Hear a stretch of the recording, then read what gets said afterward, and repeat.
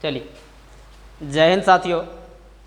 हम लोग पिछला क्लास में देखे थे जैन धर्म से संबंधित सारे क्वेश्चन। कंप्लीटली हम लोग जैन धर्म के बारे में देख लिए थे और आज हम लोग देखने वाले हैं बौद्ध धर्म के बारे में। बिना समय गवाए हम लोग बौद्ध धर्म के बारे में जानेंगे। अगर आपको पसंद है आप इन्हें शेयर क्या कीजिए। चलिए तो देखते हैं बौद्ध धर्म के बारे में। बौद्ध धर्म के संस्थापक की बात करें तो बौद्ध धर्म के संस्थापक थे महात्मा बुद्ध। कौन थे? बौद्ध धर्म के संस्थापक महात्मा बुद्ध है। नहीं, ध्यान रखिएगा, बौद्ध धर्म के संस्थापक महात्मा बुद्ध हैं। इनके पिता का नाम शुद्धोधन, माता का नाम महामाया, पत्नी का नाम यशोधरा और पुत्र का नाम राहुल था। क्या बोले?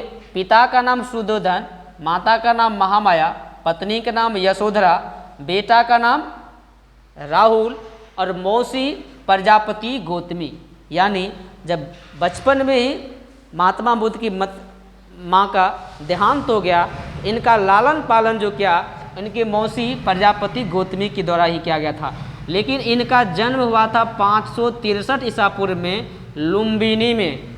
कहाँ पे हुआ था? 563 ईसा पूर्व में लुम्बिनी में हुआ था। जब इनका जन्म हुआ था तो इनके यहाँ एक ज्योतिष आए थे। ज्योतिष क्या आए थे? ज्योतिष आए और ज्योतिष ने इनके पिताजी से बताया कि आपका पुत्र बहुत बड़े ज्ञानी होंगे और एक दिन वो घर छोड़ करके बाहर चले जाएंगे, यानी घर त्याग देंगे। तो गार्जियन में खलबली मच गया कि ऐसा क्यों? तो वो बहुत सारे विद्वान को बुलाए और जब विद्वान सब आए तो विद्वानों ने बोला क्या इनका शादी करवा दीजिए और शादी करवाइएगा तो इस उलझन में लग जाएंगे और ये बाहर नहीं जाएंगे। नहीं, इस वजह से क्या किया गया? इनका शादी करवा दिया। किससे शादी करवा दिया? तो पत्नी क्या था? यशोधरा। किससे? यशोधरा। अच्छा, यशोदा और यशोधरा में कन्फ्यूजन नहीं कीजिएगा, कन्फ्यूजन नहीं होगा। यशोधरा का मतलब महात्मा बुद्ध की पत्नी और महावीर स्वामी का यशोदा। ठीक है, चलिए तो यशोधरा से करवा दिया गया। उनके बाद कुछ समय के बाद इनको मन हुआ कि थोड़ा सा बाहर की दुनिया से घूमें, क्योंकि राजा के घर में थे तो इनको कुछ बाहर के वातावरण के बारे में तो कुछ मालूम नहीं कि बाहर क्या हो रहा नहीं हो रहा, कुछ मालूम ही नहीं। तो ये एक दिन घर से क्या हुआ, बाहर निकले। बाहर निकलने के बाद इन्होंने देखा, जब रास्ते में चल रहे थे कुछ दूर चलने के बाद उन्होंने एक गरीब व्यक्ति को देखा। किसे देखा? वह एक गरीब व्यक्ति को देखा। बाहर निकलने के बाद क्या देखा? वह एक गरीब व्यक्ति को देखा। गरीब व्यक्ति को देखा तो उनको बड़ा आश्चर्य हुआ कि गरीब क्या होता है, क्योंकि गरीब भी जीवन तो वो कभी देखा ही नहीं था। उनके घर में, राजाओं के घर में कहाँ से गरीबी जीवन देखोगे? नहीं, तो कुछ देखा ही नहीं। उसके कुछ आगे बढ़ा तो उन्होंने एक बूढ़ा व्यक्ति को देखा। किसे देखा? उन्होंने एक बूढ़ा व्यक्ति को देखा। अब ये बूढ़ा व्यक्ति फिर कहाँ से आ गया भाई? बूढ़ा व्यक्ति कहाँ से आ गया? क्योंकि बूढ़ा व्यक्ति को बारे में पता ही नहीं उसको। राजा घर में बूढ़ा व्यक्ति के बारे में थोड़ा सा जल्दी नहीं मिलेगा आपको, क्योंकि समय से खाना डाइट और लिए रहते हैं कि जल्दी बूढ़ा होते ही नहीं हैं। नहीं, तो आगे चल क्या देखा? वो बूढ़ा व्यक्ति देखा। थोड़ा सा और आगे बढ़ा तो बूढ़ा व्यक्ति के बाद क्या हुआ? एक बीमार व्यक्ति को देख लिया। अब बीमार, और ये क्या हो रहा है कि गरीब आदमी, फिर बूढ़ा व्यक्ति और फिर बीमार व्यक्ति। नहीं, उन्हें बड़ा आश्चर्य लग रहा था, क्योंकि कभी देखा होता तभी तो आश्चर्य नहीं होता। कुछ दूर आगे चला तो उन्होंने क्या देखा? एक मरा हुआ व्यक्ति को, मतलब मरा हुआ व्यक्ति को मतलब ले जा रहा था। नहीं, तो क्या किसको देखा? एक मरा हुआ व्यक्ति को देखा। नहीं, मरा व्यक्ति को इस देख लिया। अब ये सब उनको कभी देखा ही नहीं था। तो बाद में वो ये सब देखने के बाद वापस घर गए। कहाँ गए? घर गए। लेकिन क्या क्या देखे? ध्यान रखिएगा। गरीब व्यक्ति, गरीब के बाद बूढ़ा व्यक्ति देखा, बीमार व्यक्ति देखा, फिर क्या देखा? एक मरा हुआ व्यक्ति को देखा। ये सब देखने के बाद जैसे घर आए तो वो अब सोच रहे थे कि ये सब क्या घर में, मतलब उसको समझ में ही नहीं आ रहा था क्या। बहुत सोचने विचारने के बाद उन्होंने क्या किया? एक दिन घर त्यागने का फैसला किया, घर से निकलने का फैसला किया। और घर से निकलने का क्या क्या फैसला किया? 29 वर्षों की अवस्था में। कब? देखिए ध्यान से, घर त्यागने का फैसला कब किया? 29 वर्षों की अवस्था में घर त्यागा। कब? 29 वर्षों की अवस्था में घर त्याग दिया। क्या किया? गृह त्याग दिया। अब गृह त्याग करने के बाद 29 साल की अवस्था में वो कहाँ गया? तो सबसे पहले वो गए अलार कलाम के पास। कहाँ गए? अलार कलाम के पास। और अलार कलाम के पास जाके के मतलब वहाँ पे ज्योतिष की शिक्षा ली, सॉरी सांख्य दर्शन। किसका? सांख्य दर्शन। क्या? सांख्य दर्शन का शिक्षा लिए। मतलब पहले गए अलार कलाम के पास, किसका शिक्षा? सांख्य दर्शन के लिए। मतलब इनका पहला गुरु कौन हो गए? पहला गुरु अलार कलाम हो गए, जहाँ से क्या हुआ? सांख्य दर्शन की शिक्षा मिला। उसके बाद उन्होंने रुद्रक राम के पास गए, इनके दूसरे गुरु थे। और यहाँ पे इन्होंने किसका? योग दर्शन का शिक्षा ली। कहाँ? किसका? योग दर्शन का शिक्षा लिया। पहले अलार कलाम के पास गए, सांख्य दर्शन की शिक्षा, फिर रुद्रक राम के पास गए और योग दर्शन की शिक्षा लिए। उनके बाद वो चले गए कहाँ पे? उनके बाद चले गए वो सारनाथ। कहाँ चले गए? सारनाथ। सारनाथ कहाँ गए वो? उनके बाद वो चले गए कहाँ पे? तो उनके बाद वो चले गए सारनाथ। और सारनाथ में मृगदाब वन, कौन वन? मृगदाब वन। मृगदाब वन में कुछ दिन क्या किए? कुछ दिन तक तपस्या किए। कुछ दिन तपस्या के उन्हें कोई सफलता नहीं मिला।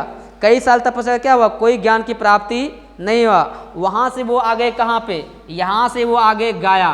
कहाँ आगे? गया। गया से 14-15 किलोमीटर दूर है बोध गया। कहाँ पे? बोध गया। वो बोध गया में तपस्या के, यहाँ पर तपस्या कहाँ पे कर रहे थे? तो यहाँ पे तपस्या वो कर रहे थे पीपल वृक्ष के नीचे। पीपल, कहाँ पे? पीपल वृक्ष के नीचे। पीपल वृक्ष ने फाल्गु नदी, कौन नदी? फाल्गु नदी कहिए या निरंजना नदी कहिए? क्या? निरंजना नदी। फाल्गु नदी कहिए या निरंजना नदी। पीपल वृक्ष के नीचे फाल्गु या निरंजना नदी के तट पे कब, किस दिन ज्ञान की प्राप्ति हुआ? तो ध्यान रखिए, पूर्णिमा के दिन। किस दिन? पूर्णिमा, या इसको कहिए बुध पूर्णिमा। क्या पूर्णिमा? बुध पूर्णिमा के दिन बैसाखी में। कब? बैसाख को क्या हुआ? इसको ज्ञान की प्राप्ति हुआ। नहीं, कब ऐसे प्राप्ति हुआ? बुध पूर्णिमा के दिन से क्या हुआ? ज्ञान की प्राप्ति हुआ। फिर से ध्यान रखिएगा, क्या बोले? गृह त्याग 29 सालों में। पहला गुरु इसका अलार कलाम, सांख्य दर्शन की शिक्षा। दूसरे गुरु रुद्रक राम, योग दर्शन की शिक्षा। सारनाथ, वहाँ से वो कहाँ गए? सारनाथ गए। मृगदाब वन, यहाँ पर तपस्या के कोई सफलता नहीं मिला।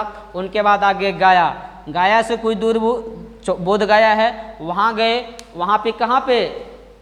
फाल्गु नदी या निरंजना नदी के किनारे पीपल वृक्ष के नीचे पूर्णिमा के दिन, यानी बुध पूर्णिमा के दिन, बैसाख के बुध पूर्णिमा के दिन इसे क्या हुआ? इसे ज्ञान की प्राप्ति हुआ। अगर इनको फिर से क्या हुआ? ज्ञान की प्राप्ति हो गया, तो ये पुनः वापस कहाँ चले गए? ये पुनः वापस सारनाथ गए। कहाँ गए पुनः वापस? वहाँ पे पुनः वापस कहाँ चले गए?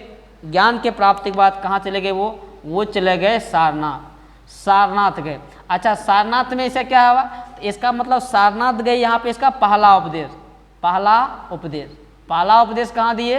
पहला उपदेश सारनाथ में गए दिए। उसके बाद अगर सर्वाधिक उपदेश पूछता है, क्या पूछता है? सर्वाधिक उपदेश कहाँ दिए? तो सर्वाधिक उपदेश वो शरावस्ती में दिए। कहाँ दिए?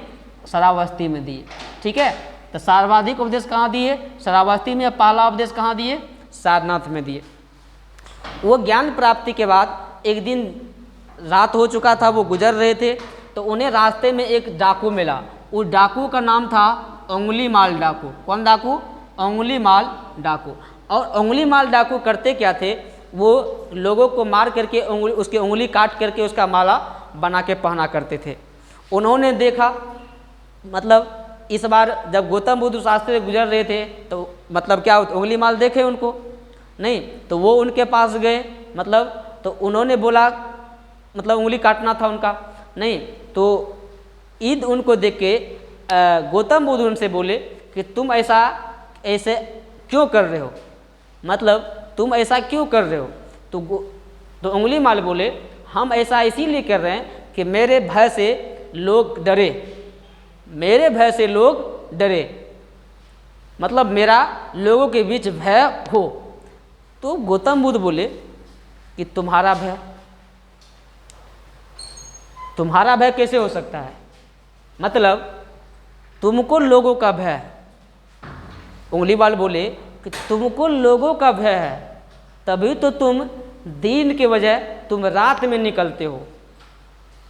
अगर तुम्हारा भय लोग को होता तो वो न रात में निकलते, तुम रात में निकलते, इसका मतलब तुमको भय है, तुमको लोगों से डर है। ये सब सुन के उंगलीवाल उनके शरणों में गिर गए और माफ़ी मांग के उनके क्या हुआ, शिष्य बन गए।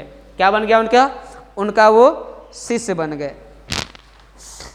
गौतम बुद्ध का 4 सत्य है। क्या है?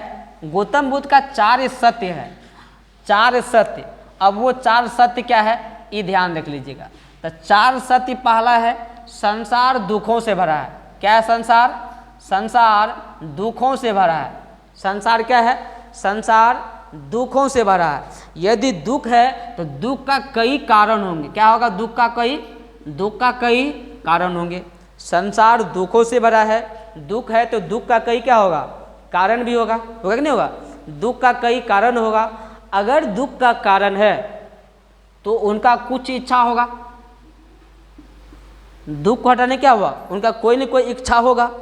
अगर उनका इच्छा है, यदि उनका इच्छा है तो उनका निवारण भी होना चाहिए। क्या होना चाहिए? उनका निवारण भी होना चाहिए। और यदि निवारण हो जाए तो दुख क्या हुआ, स्वतः ही खत्म हो जाएगा। तो क्या था, इसका 4 सत्य है बुद्ध का। कौन? संसार दुखों से भरा है, दुख है तो दुख का कोई न कोई कारण है।